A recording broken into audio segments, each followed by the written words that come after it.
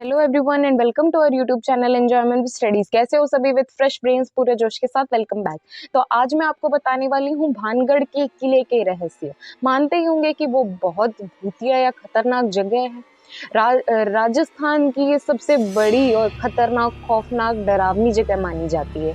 तो भानगढ़ का किला ना माना जाता है कि भारत सरकार ने भी वहां जाना वर्जित कर दिया गया है, वहां जाना मना है। अंधेरा होने के बाद तो कतई कोई रुक ही नहीं सकता वहां पे, क्योंकि पहले भी देखा गया है कि रात के समय में अगर वहां कोई जाता है तो वो जिंदा लौट के नहीं आता।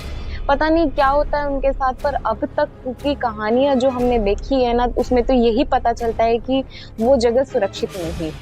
तो भानगढ़ का किला, एक समय ऐसा था कि भानगढ़ का किला, वहां भी लोग मस्ती भरे, एकदम चहल पहल जैसी गलियां रहती थी, लोग बहुत एकदम सुखी जीवन जिया करते थे। पर अभी वो जगह इतनी सुनसान और खंडर जैसी क्यों हो चुकी है? वहां कोई रहता क्यों नहीं है? तो उसकी कहानी मैं आपको अब बताने वाली हूँ, तो ध्यान से सुनना। शुरू होती है कहानी 1573 में। भगवान दास नाम के एक राजा रहा करते थे। उन्होंने भानगढ़ के किले का निर्माण करवाया था, शुरू करवाया था 1573 में, 1573 में। जो भानगढ़ का किला है उसका फॉर्मेशन स्टार्ट हुआ था 1573 में। तो निर्माण जब वो करवाया, राजा ने अपने बेटे के लिए करवाया। राजा के बेटे भगवान दास जो राजा थे, उनके बेटे का नाम था माधव सिंह। उन्होंने अपने बेटे के लिए ये किले का निर्माण करवाया था। तो उस समय राजा की बेटी जो है रत्नावती, वो 18 वर्ष की थी और वो बहुत खूबसूरत थी। तो वो राजकुमारी इतनी खूबसूरत थी कि अलग अलग राज्यों से राजकुमारों के प्रस्ताव आते थे विवाह के लिए, कि भाई विवाह करना है और हमें अपने राज्य की रानी बनाना है। तो वो इतनी सुंदर थी ना, पर उन्हें शादी जैसी चीज में कोई इंटरेस्ट ही नहीं था। शादी के लिए कभी मानी नहीं वो, उन्होंने हमेशा मना किया। तो हुआ ये कि एक दिन ऐसा था कि राजकुमारी जो है ना, वो अपनी सहेलियों के साथ एक इत्र की दुकान पे गई। इत्र की दुकान, परफ्यूम की शॉप पे गई। वहां पे जाने के बाद उन्होंने एक सुंदर सी इत्र पसंद कर ली। पर वहां ऐसा था कि राजकुमारी की सुंदरता ने एक व्यक्ति का मन मोह लिया। वो व्यक्ति का नाम था सिनिया सेवड़ा। सिनिया सेवड़ा नाम का जो व्यक्ति था वो बहुत ही खतरनाक था, माने वो जादू टोना करना जानता था। तो वो जो व्यक्ति था ना, उससे बस राजकुमारी एक टक नजर देखते ही पसंद आ गई। वो देखता ही रहा, देखता ही रहा।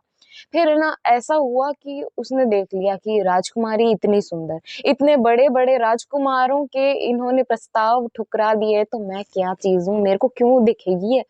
तो फिर उन्होंने क्या किया, सिनिया सेवड़ा जादू टोना जानता था, वो बाबा जैसा था। तो वो एकदम, मतलब इतने लंबी दाढ़ी हो गई, इतने लंबे नाखून हो गए, वो एकदम बाबा, डरावना सा बाबा जैसा दिखता था। उसे पता था कि राजकुमारी एक बार भी नहीं देखेगी। तो हुआ ये कि उन्होंने अपना जादू चला दिया, टोना करना चाहा उन्होंने, और वश में करके रानी को पाना, मतलब राजकुमारी को पाना चाहा। तो उन्होंने देखा कि वो इत्र की दुकान पे खड़ी है, मतलब फिर इत्र के साथ कुछ गड़बड़ी करी उन्होंने। तो व्यक्ति गया इत्र की दुकान पे, और राजकुमारी जी ने जो इत्र पसंद किया और बाजू में रखवाया था, उसको ले लिया और उस पे अपना वशीकरण चला दिया, अपना जादू वगैरह जो भी था वो फूंक दिया उस पे, और फिर वहां पे रख दिया। जब राजकुमारी ने वो इत्र की बोतल पसंद करके बाजू में रख दी थी, वो अपनी सहेलियों के साथ बात लग गई, जिस वजह से फिर राजकुमारी ने ये देखा भी नहीं कि उनकी जो इत्र की बोतल है उसके साथ कोई छेड़खानी हुई। तो हुआ ये, फिर राजकुमारी तो बस इतनी एक्साइटमेंट में थी कि मेरी नई परफ्यूम बोतल, मेरी नई इत्र की बोतल, मैं तो जाके देखूंगी। पर हुआ ये कि राजकुमारी की जो दोस्त थी, सखी साथी जो उनके साथ आई थी, उनकी दोस्त, उन्होंने ऐसा बोला कि मैंने देखा कि एक अजीब सा व्यक्ति तुम्हारी इत्र की बोतल के साथ छेड़खानी कर रहा था। मुझे नहीं पता कि उसने क्या किया, पर मुझे कुछ ठीक नहीं लग रहा, तुम दूसरी बोतल ले लो, इसे छोड़ दो। फिर सिनिया सेवड़ा को पता चल गया कि कुछ तो गड़बड़ हुई वहाँ पे, और राजकुमारी की मित्र, ये इनकी दोस्त ने कुछ तो किया है। तो राजकुमारी ने वो जो बोतल थी उसको लगाने के लिए खोला था, पर है ना, रास्ते में चलते चलते हो रही थी ये सारी चीज़। तो राजकुमारी ने वो बोतल ऐसे अपने हाथ पे ऐसे थोड़ी सी टेस्ट करने के लिए खोली थी, तभी वो मित्र, अपनी साथी जो लड़की थी, वो बोल उठी कि नहीं, इसको यूज़ मत करो, इसका इस्तेमाल मत करो।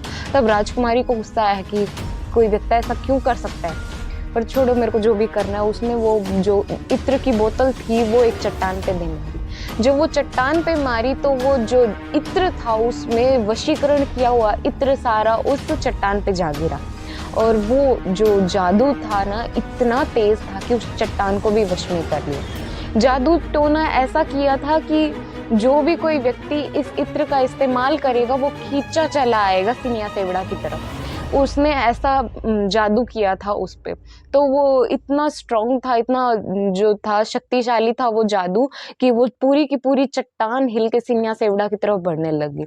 सिनिया सेवड़ा को पता चल गया कि ऐसा ऐसा कुछ हुआ है, तो उसने उस चट्टान के आने से पहले ही श्राप दे दिया, पूरे भानगढ़ को श्राप दे दिया कि यहाँ पे मैं आज इतनी बुरी मौत मरूंगा ना, तो अब श्राप देता हूँ कि यहाँ ये राजकुमारी भी ऐसे ही मरेगी और राजकुमारी के साथ साथ यहाँ के रहने वाले सभी लोग बुरी तरह मारे जाएंगे, इतनी दर्दनाक मौत मारे जाएंगे और मरने के बाद भी इनकी आत्माएं इसी किले में भटकी रह जाएगी, बंद रह जाएगी और इनको कभी मुक्ति नहीं मिलेगी। ऐसा सा कुछ श्राप दिया था सिनिया सेवड़ा ने उन सभी लोगों को।